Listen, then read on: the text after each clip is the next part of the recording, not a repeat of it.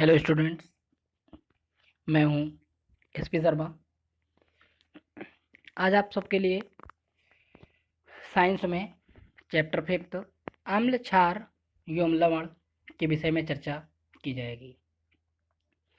जैसा कि आप सभी जानते हैं कि वर्तमान में 3 मिलियन से अधिक विभिन्न रासायनिक यौगिक अब तक ज्ञात किए जा चुके हैं और जितने भी रासायनिक यौगिक ज्ञात किए गए हैं उन्हें हम बेसिकली अम्ल क्षार या लवण के रूप में ही वर्गीकृत करते हैं। अम्ल क्षार और तटस्थ पदार्थ प्रकृति में हजारों विभिन्न प्रकार के पदार्थ में अपने गुणों की विशेषता होती है।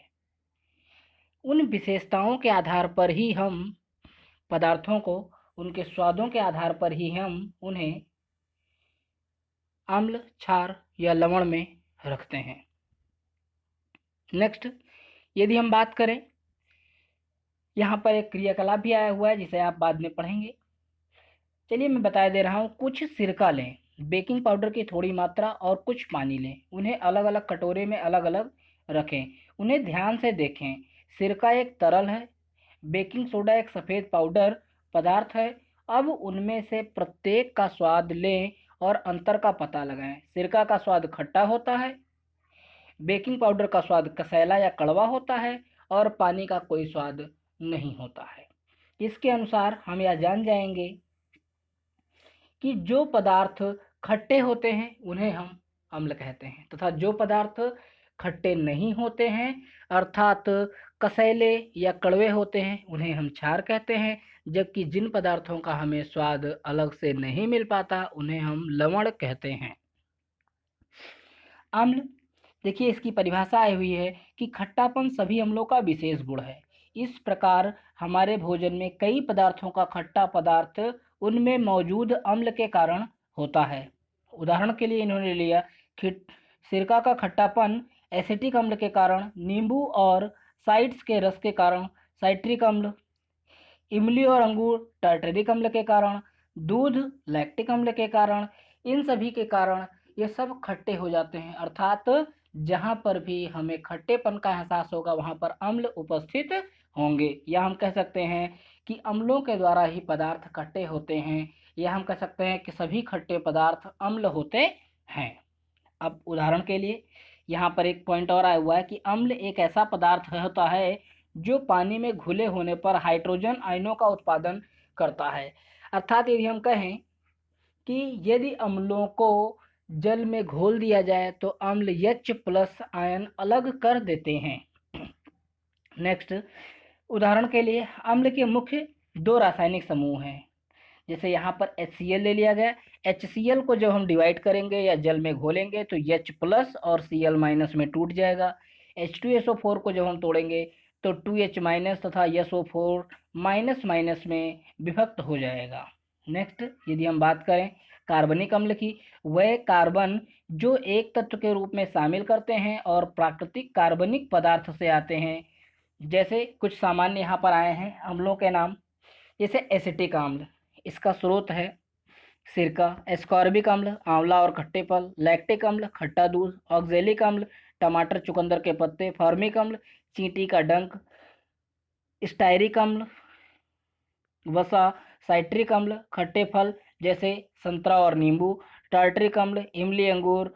मैलिक अम्ल सेब और ब्यूटायरिक अम्ल दुग्धयुक्त मक्खन। अर्थात यह सभी ऐसे अम्ल हैं जो पदार्थों में पाए जाते हैं। अब अकार्बनिक अम्ल, अकार्बनिक अम्ल अर्थात वे अम्ल जिनमें कार्बन नहीं होता है उन्हें खनिज अम्ल या अकार्बनिक अम्ल कहते हैं। जैसे हाइड्रोक्लोरिक अम्ल, नाइट्रिक अम्ल, सल्फ्यूरिक अम्ल और फास्फोरिक अम्ल। अच्छा, कुछ अम्ल होते हैं मजबूत एवं कमजोर अम्ल। पानी में बड़ी संख्या में हाइड्रोजन आयनों को बनाने वाले अम्ल मजबूत अम्ल होते हैं। अर्थात हम कह सकते हैं कि जो पानी में घुलने पर अपने में हाइड्रोजन आयनों की संख्या ज़्यादा बनाएंगे वो मजबूत अम्ल कहलाएंगे, और जिनकी संख्या कम होगी उन्हें हम कमजोर अम्ल कहेंगे। मजबूत अम्ल अर्थात मजबूत अम्ल अकार्बनिक होते हैं जबकि कमजोर अम्ल कार्बनिक अम्ल कहलाते हैं। केंद्रित और पतला अम्ल, अगर हम थोड़े मात्रा में से पानी की एक बड़ी मात्रा में पदार्थ को घोलते हैं तो हमें यह केंद्रित मिश्रण मिलता है, लेकिन यदि बड़ी मात्रा में पानी में पदार्थ की एक छोटी मात्रा को घोल दिया जाता है तो हम इसे पतला मिश्रण प्राप्त करते हैं। नेक्स्ट, सावधानी। सावधानी अर्थात हम सभी जानते हैं कि अम्ल बहुत ही तीक्ष्ण होता है, अतः हमें अम्ल में पानी मिलाते समय सावधानी रखना चाहिए। सल्फ्यूरिक अम्ल गर्मी, धुएं और कभी कभी लौ में के रूप में फट जाता है। इससे हमें पानी, जब इसमें हम पानी डालते हैं, आपके शरीर में कपड़ों पर आ सकता है और बुरी तरह से हमें जला भी सकता है। नेक्स्ट, एक होता है पीएच स्केल। पीएच अर्थात power of hydrogen ion. PH scale एक विपरीत अनुपात में विलेन में मौजूद H प्लस के आधार पर अम्ल की ताकत को मापता है। एक अम्ल की ताकत हमें बताती है कि H प्लस आयन में पूरी तरह से अलग हो गया है। जैसे पीएच यदि 1 से 2 के बीच में पीएच है तो यह सबसे ज़्यादा मजबूत अम्ल होगा। यदि 3-4 के बीच में पीएच है तो सिरका या यह कमज़ोर अम्ल होगा। यदि 5 और 6 के बीच में है तो यह मृदु अम्ल होगा। जबकि यदि किसी का पीएच मान 7 है तो यह तटस्थ होगा। अम्लों को तैयार करना। 2 चरण प्रक्रियाओं द्वारा अधातुओं से अम्ल तैयार किया जा सकता है। पहले अधातु को हवा में जलाया जाता है जिससे अधातु के ऑक्साइड का निर्माण होता है। दूसरा, पानी में घुले अधातु का ऑक्साइड अम्लीय ऑक्साइड या अम्ल बनाते हैं। जैसे यहाँ पर कार्बन प्लस ऑक्सीजन को लिया गया तो carbon dioxide, carbon plus oxygen को लिया गया तो कार्बन डाइऑक्साइड बन गया। कार्बन डाइऑक्साइड प्लस जल को लिया गया तो H2CO3 अर्थात कार्बनिक अम्ल बन गया। यह सल्फर और ऑक्सीजन को लिया गया तो सल्फर डाइऑक्साइड और जल को लिया गया तो सल्फर अम्ल बन गया H2SO3। नाइट्रोजन और ऑक्सीजन को लिया गया तो नाइट्रोजन ऑक्साइड बन गया। जबकि नाइट्रोजन 2NO2 प्लस H2O को लिया गया तो HNO3 प्लस HNO2 नाइट्रिक अम्ल बन गया। नेक्स्ट, सल्फर डाइऑक्साइड और जल को जब हम मिलाते हैं तो सल्फ्यूरिक अम्ल का निर्माण होता है। अम्ल कुछ अकार्बनिक लवण और अम्ल की मदद से भी तैयार किए जा सकते हैं। जैसे हाइड्रोक्लोरिक अम्ल साधारण नमक को सल्फ्यूरिक अम्ल के साथ गर्म करके तैयार किया जाता है। जैसे 2NaCl NaCl या साधारण नमक होता है जिसे हम खाते हैं, एवं H2SO4 यह सल्फ्यूरिक अम्ल होता है। जब हम इन दोनों को मिलाते हैं तो सोडियम हाइड्रोक्साइड अम्ल मिलता है। नेक्स्ट, यहाँ पर कुछ अम्लों के नाम और रासायनिक सूत्र हैं। जैसे हाइड्रोक्लोरिक अम्ल HCl, नाइट्रिक अम्ल HNO3, सल्फ्यूरिक अम्ल H2SO4, कार्बनिक अम्ल H2SO3, एसिटिक अम्ल CH3COOH, फॉर्मिक अम्ल HCOOH, ऑक्जेलिक अम्ल COOH डैश COOH, या हम इसे जो बीच में डैश लगा हुआ है इसे हम बॉन्ड कहते हैं। अम्ल के गुण। अम्ल के कुछ भौतिक गुण हैं। जैसे शुद्ध खनिज अम्ल हम सदैव रंगहीन तरल पदार्थ होता है। कार्बनिक अम्ल रंगहीन तरल पदार्थ या सफ़ेद ठोस होते हैं। अम्ल का स्वाद खट्टा होता है। अम्ल प्रकृति में संक्षारक है। अम्ल संकेतों में संपर्क में आने पर रंग परिवर्तन दिखाते हैं। अम्ल पानी में घुलनशील होते हैं। जब पानी में एक अम्ल भंग हो जाता है तो यह पतला हो जाता है क्योंकि इससे ऊष्मा निकल जाती है। कुछ रासायनिक गुण नीचे दिए गए हैं। जैसे धातुओं के साथ प्रतिक्रिया। यदि किसी धातु के साथ प्रतिक्रिया कराएंगे जैसे Mg प्लस H2SO4 तो H2SO4 जो होता है यह मैग्नीशियम के साथ आसानी से सांद्रित हो जाता है, अर्थात MgSO4 प्लस हाइड्रोजन गैस अलग हो जाती है। ऐसे Zn2HCl है तो ZnH जो है वो Cl2 के साथ ZnCl2 हो जाएगा और हाइड्रोजन गैस मुक्त हो जाएगी। ZnH2SO4 है तो Zn प्लस H2SO4 तो H2SO4 Zn के साथ संयुग्मित हो जाएगी और हाइड्रोजन गैस मुक्त हो जाएगी। ऐसा ही सोडियम जब HCl अर्थात हाइड्रोक्लोरिक अम्ल के साथ क्रिया करेगा तो NaCl बनाएगा। नेक्स्ट, अधातुओं के साथ प्रक्रिया। जब केंद्रित अम्ल अधातुओं के और पानी के साथ प्रतिक्रिया करता है जैसे कार्बन प्लस 2H2SO4 तो कार्बन डाइऑक्साइड 2SO2 अर्थात सल्फर डाइऑक्साइड प्लस जल का निर्माण होता है। अर्थात जब अधातुओं के साथ क्रिया होती है तो जल का निर्माण होता है, जबकि जब धातुओं के साथ क्रिया होती है तो हाइड्रोजन गैस का निर्माण होता है। नेक्स्ट, धातु का कार्बोनेट्स और बाइकार्बोनेट्स के साथ प्रक्रिया। सांद्र नमक और कार्बन डाइऑक्साइड गैस को तेज बुदबुदाहट के साथ उत्पादन करने के लिए धातु कार्बोनेट और बाइकार्बोनेट्स के साथ अम्ल प्रतिक्रिया करता है।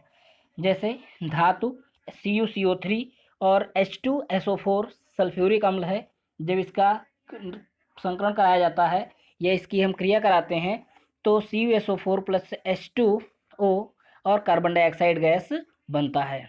नेक्स्ट, क्षार के साथ यदि हम प्रतिक्रिया करें तो HCl plus NaOH sodium hydroxide यह एक क्षार है, तो नमक और जल प्राप्त होता है। ऐसे ही सल्फ्यूरिक अम्ल तथा पोटेशियम हाइड्रोक्साइड को क्रिया कराने पर हमें पोटेशियम सल्फेट व जल प्राप्त होता है। अम्ल के उपयोग, अम्ल का सामान्यतः घर में और उद्योग में अकार्बनिक अम्ल का उपयोग किया जाता है। कार्बनिक अम्ल भोजन के एक हिस्से के रूप में उपयोग किया जाता है। जैसे आ गया हाइड्रोक्लोरिक अम्ल, स्टार्च से ग्लूकोज बनाने में, रसोई घरों और सैनिटरी पानी या छिद्रित नालियों की सफाई करने में, या टिनिंग, सोल्डिंग और गैल्वेनाइजेशन से पहले धातु की सतह की सफाई करने में इसका प्रयोग घी, ब्लीचिंग पाउडर जैसे रसायनों के निर्माण में भी किया जाता है। सल्फ्यूरिक अम्ल, इसे विट्रियल का तेल भी कहा जाता है। इसका उपयोग डिहाइड्रेटिंग एजेंट के रूप में किया जाता है। यह भंडारण बैटरी के रूप में किया जाता है। इन्वर्टर, ट्रक और कारों की बैटरी के रूप में किया जाता है। इसका उपयोग उर्वरकों, रंगों और पेंट्स के निर्माण में भी किया जाता है। नेक्स्ट आ गया नाइट्रिक अम्ल। इसका उपयोग अमोनिया नाइट्रेट जैसे उर्वरकों के निर्माण में किया जाता है। इसका उपयोग धातुओं के निष्कर्षण में, इसका उपयोग विस्फोटक के निर्माण में, इसका उपयोग सोने और चांदी जैसी कीमती धातुओं के शुद्धिकरण में भी किया जाता है। अब बात करें हम कार्बनिक अम्ल की। एसिटिक अम्ल को सलाद, ड्रेसिंग और अचार के रूप में इस्तेमाल किया जाने वाला भोजन के संरक्षण के लिए टेबल अम्ल के रूप में उपयोग किया जाता है। साइट्रिक एसिड दवा के रूप में भी प्रयोग किया जाता है। बेकिंग सोडा के निर्माण में टार्टरिक अम्ल का प्रयोग किया जाता है। यदि हम क्षार की बात करें, क्षार जैसा कि आप सभी जानते थे, क्षार स्वाद में कसैला होता है तथा जब क्षार को जल में घोला जाता है तो यह OH माइनस आयन देते हैं। जैसा आपने अम्ल के साथ पढ़ा था कि जब अम्लों को घोला जाता है तो यह पॉजिटिव आयन देते हैं, H प्लस आयन देते हैं। इसी प्रकार क्षार हमें OH माइनस आयन देते हैं। जैसे NaOH प्लस, जब NaOH को घोला गया तो Na प्लस और OH माइनस आयन प्राप्त हो गया। KOH को घोला गया तो K प्लस और OH माइनस आयन प्राप्त हो गया। MgOH2 का होल ट्वाइस घोला गया तो Mg2 positive plus 2OH minus ion में कुछ क्षारों के नाम, जैसे sodium hydroxide NaOH, potassium hydroxide KOH, ammonium hydroxide NH4OH, calcium hydroxide CaOH2 का whole twice, magnesium hydroxide MgOH2 का whole twice, zinc hydroxide ZnOH2 का whole twice, aluminium hydroxide AlOH का whole thrice. अब उसी तरह की कम मजबूत और कमजोर क्षार, कुछ क्षार बहुत कमजोर होते हैं, यहाँ तक कि हमारी त्वचा को भी जला सकते हैं। कुछ क्षार बहुत मजबूत होते हैं, यहाँ तक कि हमारी त्वचा को भी जला सकते हैं यदि वास्तव में हम, जबकि अन्य वास्तव में हल्के होते हैं। उदाहरण के लिए अम्लता से राहत के लिए मैग्नीशियम के दूध को एंटीसिडिक दवा के रूप में भी प्रयोग किया जाता है। कुछ क्षार तो जल में घुलनशील होते हैं, किंतु कुछ क्षार जल में घुलनशील भी नहीं होते हैं। जो जल में घुलनशील होते हैं वह जल में घुलकर हाइड्रोक्साइड आयन बनाते हैं। जैसे sodium oxide Na2O plus H2O का क्रिया कराने पर 2NaOH अर्थात सोडियम हाइड्रोक्साइड का निर्माण होता है। अब इसका pH स्केल देखिए, 0 से 7 तक के मध्य जितने भी नंबर हैं वो सब अम्ल होते हैं तथा 7 से ऊपर की जो भी प्रक्रियाएं होती हैं उन्हें हम क्या कह देते हैं, जिनका pH मान 7 से अधिक होगा वो सब भी क्षार होंगे। क्षार बनाने की प्रक्रिया, क्षार धातुओं को 2 चरणों की प्रक्रियाओं से तैयार किया जाता है। धातु ऑक्साइड बनाने के पहले ऑक्सीजन की उपस्थिति में धातु को जलाया जाता है, फिर क्षारीय ऑक्साइड या क्षार बनाने के लिए धातु ऑक्साइड में पानी में घुल जाता है। जैसे पोटेशियम प्लस ऑक्सीजन को मिलाया गया पोटेशियम हाइड्रोक्साइड बनाने के लिए, सोडियम प्लस ऑक्सीजन को मिलाया गया सोडियम ऑक्साइड बनाने के लिए, कैल्शियम प्लस ऑक्सीजन को मिलाया गया कैल्शियम ऑक्साइड बनाने के लिए। धातु ऑक्साइड पानी में अघुलित रूप में होकर क्षारीय ऑक्साइड बनाते हैं। जैसे पोटेशियम ऑक्साइड प्लस जल को ले लिया गया तो potassium hydroxide, sodium oxide plus जल को ले लिया गया तो sodium oxide, sodium hydroxide, calcium तथा जल को ले लिया गया, कैल्शियम ऑक्साइड तथा जल को ले लिया गया तो कैल्शियम हाइड्रोक्साइड का निर्माण हो गया। क्षार के गुण, अमोनियम हाइड्रोक्साइड को छोड़कर सभी क्षार रंगहीन और गंधहीन होते हैं। क्षार साबुन बनाने के लिए, तेल बनाने के लिए प्रयोग में होते हैं। क्षारों का स्वाद कसैला होता है। क्षार संक्षारक होते हैं, उन्हें नंगे हाथों से छुआ नहीं जाता है। यह लाल लिटमस को नीला कर देते हैं। इसके लिए भी एक इम्पॉर्टेंट पॉइंट है कि अम्ल क्षार को लाल कर देते हैं, मतलब नीले लिटमस पेपर को लाल कर देते हैं, जबकि क्षार लाल लिटमस पेपर को नीला कर देते हैं।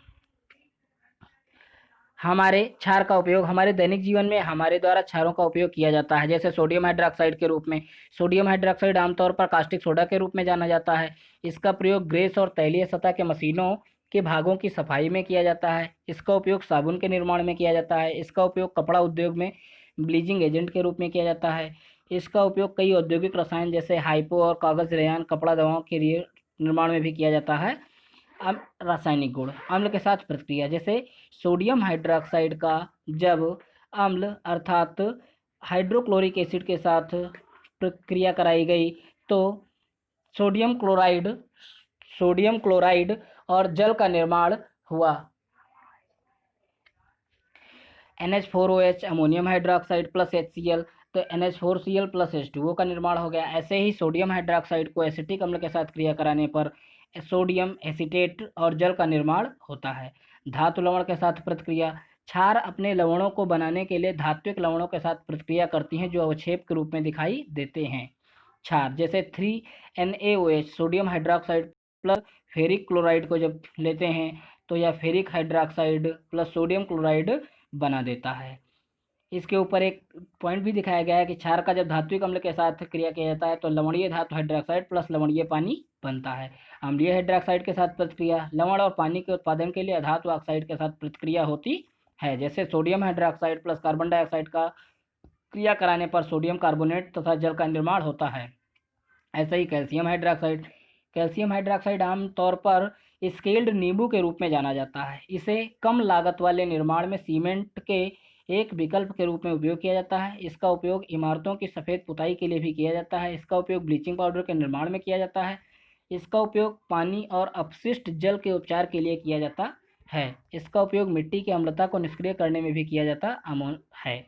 अमोनियम हाइड्रोक्साइड, इसका उपयोग अमोनियम नाइट्रेट जैसे फर्टिलाइजर के निर्माण में किया जाता है। इसका उपयोग नायलॉन, प्लास्टिक, रंगों आदि के निर्माण में किया जाता है। कपड़े से स्याही धब्बों को हटाने के लिए भी इसे प्रयोग किया जाता है, अर्थात इसे इंक रिमूवर भी कहते हैं। यह क्वेश्चन मोस्ट इम्पॉर्टेंट है। मैग्नीशियम हाइड्रोक्साइड को मैग्नीशिया या दूध कहा जाता है। मैग्नीशिया का दूध पानी से मैग्नीशियम हाइड्रोक्साइड का एक सफ़ेद दूधी और चिपचिपा निलंबन है। यह पेट की अम्लता के इलाज के लिए भी एंटीसाइड के रूप में प्रयोग किया जाता है। कुछ अन्य क्षार जैसे baking soda, baking powder, sodium carbonate, इन सब का सोडियम कार्बोनेट का प्रयोग सल्फ्यूरिक एसिड के साथ किया जाता है, तो इससे हम आग बुझाने के यंत्र में प्रयोग करते हैं, क्योंकि इससे जब जैसे ही हम सोडियम बाइकार्बोनेट का सल्फ्यूरिक एसिड के साथ क्रिया करते हैं तो इससे हाइड्रोजन गैस का निर्माण होता है। लवण अम्ल और क्षार के बीच एक तटस्थ प्रक्रिया में पानी के साथ उत्पादित नमक होता है। हमारे लिए ज्ञात सबसे साधारण लवण सोडियम क्लोराइड है। नमक तैयार करना, यदि हमें नमक तैयार करना है या लवण तैयार करना है तो सामान्य नमक क्षार की प्रक्रिया से तैयार किए जा सकते हैं, जैसे सोडियम हाइड्रोक्साइड और अम्ल। किसी भी जो अम्ल और क्षार का रिएक्शन कराएंगे तो हमें नमक और जल प्राप्त होगा, जैसे NaOH अर्थात सोडियम हाइड्रोक्साइड और हाइड्रोक्लोरिक एसिड का क्रिया कराने पर सोडियम क्लोराइड तथा जल बनता है। ऐसे ही कैल्शियम प्लस सल्फ्यूरिक अम्ल का क्रिया कराने पर कैल्शियम सल्फेट व हाइड्रोजन बनता है।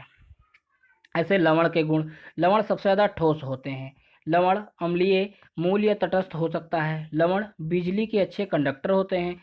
लवण में उच्च द्रवणांक और क्वथनांक बिंदु होते हैं। अधिकांश लवण पानी में घुलनशील होते हैं, लेकिन कुछ पानी में अघुलनशील होते हैं, जबकि कुछ अन्य पानी में घुलनशील होते हैं। लवण का नामकरण, लवण का नाम क्षार और अन्य अम्ल से किया जाता है, जैसे सल्फेट से सल्फ्यूरिक अम्ल, H2SO4, कार्बोनेट कार्बनिक अम्ल, H2SO, H2CO3,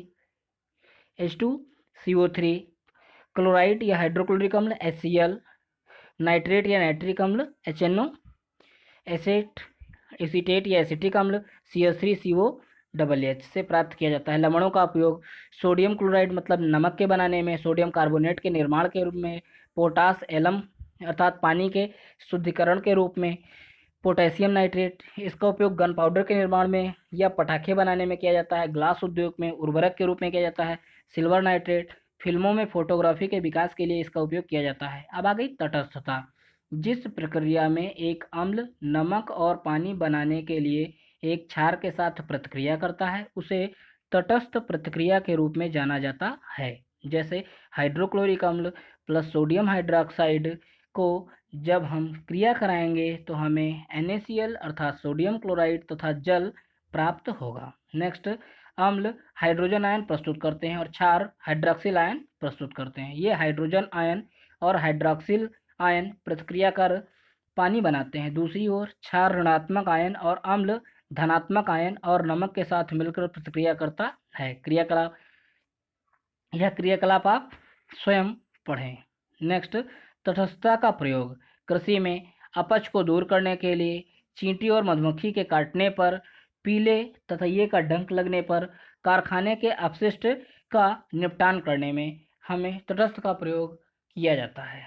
नेक्स्ट, संकेतक किसी पदार्थ को अम्ल या क्षार के रूप में पहचान करने के लिए हम कुछ प्राकृतिक रासायनिक पदार्थों का उपयोग करते हैं जो अम्लीय माध्यम, क्षारीय माध्यम या तटस्थ माध्यम में रखे रंग में परिवर्तन दिखाते हैं। इन रासायनिक पदार्थों को संकेतक कहा जाता है। इस प्रकार संकेतक को हम इस प्रकार परिभाषित कर सकते हैं। जैसे एक पदार्थ जो अम्लीय और क्षारीय माध्यम में अलग अलग रंग देता है और दो प्रकारों को अलग करने में मदद करता है उसे संकेतक के रूप में जाना जाता है। अम्ल या क्षार, जैसे हल्दी के अलावा हम मिश्रण में किसी पदार्थ की अम्लीयता प्रकृति या क्षारीय प्रकृति के बारे में जानने के लिए कुछ अन्य संकेतों का उपयोग करते हैं। जैसे लिटमस। लिटमस एक घुलनशील बैंगनी पदार्थ है। लिटमस प्राकृतिक रूप से पौधे व काई के रूप में प्राप्त किया जाता है। लिटमस अम्लीय मिश्रण में रंग बदलता है अर्थात लिटमस अम्ल नीले लिटमस को लाल कर देता है जबकि क्षार लाल लिटमस को नीला कर देता है। Methyl orange. मिथाइल नारंगी मिश्रण रंग में हल्का पीला होता है या अम्लीय माध्यम में गुलाबी हो जाता है। ऐसे फेनोप्थलीन, इसका मिश्रण एल्कोहल तैयार करने में किया जाता है। फेनोप्थलीन मिश्रण अम्लीय मिश्रण से रंगहीन रहता है या क्षार या क्षारीय मिश्रण में गुलाबी हो जाता है। अब सिरके पर अम्ल का प्रभाव आप पढ़ेंगे। नेक्स्ट क्रियाकलाप भी आप देखेंगे। मिश्रण में लिटमस का रंग इंगित करना। ब्लू रंग इंगित करता है कि मिश्रण एक क्षार है। हल्का गुलाबी रंग तटस्थ मिश्रण इंगित करता है। लाल रंग इंगित करता है कि मिश्रण अम्लीय है। कुछ मोस्ट इंपॉर्टेंट पॉइंट आए हुए हैं इस चैप्टर के जिन्हें हम देख लेते हैं। अम्ल खट्टा परीक्षण पदार्थ होते हैं जो H+ बनाने के लिए पानी में अलग हो जाते हैं जो प्रतिस्थापन योग्य होता है। नेक्स्ट, आयनों की संख्या अम्ल पैदा करती है, मजबूत अम्ल होता है। धातु ऑक्साइड बनाने के लिए धातु ऑक्सीजन के साथ गठबंधन करते हैं। वे हाइड्रोक्साइड देने के लिए पानी के साथ प्रतिक्रिया करते हैं। जो क्षार हैं अधात्मीय अम्लीय ऑक्साइड बनाने के लिए ऑक्सीजन के साथ मिलती हैं। वे अम्ल देने के लिए पानी के साथ प्रतिक्रिया करते हैं। नमक और पानी बनाने के लिए क्षार के साथ एक अम्ल की प्रतिक्रिया को तटस्थ प्रतिक्रिया कहा जाता है। क्षार धातुओं के हाइड्रोक्साइड हैं, उन्हें पास एक कड़वा स्वाद होता है और लाल लिटमस नीला हो जाता है। पानी में घुलनशील क्षार को क्षारीय कहा जाता है। नमक को एक अम्ल और क्षार के बीच तटस्थ प्रक्रिया द्वारा तैयार किया जा सकता है। अधिकांश खाद्य पदार्थों में विशेष रूप से फलों में कार्बनिक पदार्थ होता है। एक पदार्थ जो अम्लीय और क्षारीय माध्यम में अलग अलग रंग देता है और दो प्रकारों को अलग अलग करने में मदद करता है उसे संकेतक के रूप में जाना जाता है। हल्दी एक प्राकृतिक संकेतक है। लिटमस काई से प्राप्त एक प्राकृतिक संकेतक है। नेक्स्ट, यह क्षार के साथ अम्ल और यह क्षार के साथ और अम्ल के साथ रंग परिवर्तित करता है। चीनी गुलाब के लिए प्राप्त मिश्रण एक संकेतक के रूप में कार्य करता है। नेक्स्ट, यदि हम इस चैप्टर के कुछ एक्सरसाइज के विषय में चर्चा करें आइए। पहला क्वेश्चन, क्षारीय मिथाइल ऑरेंज को बदल देता है पीले में।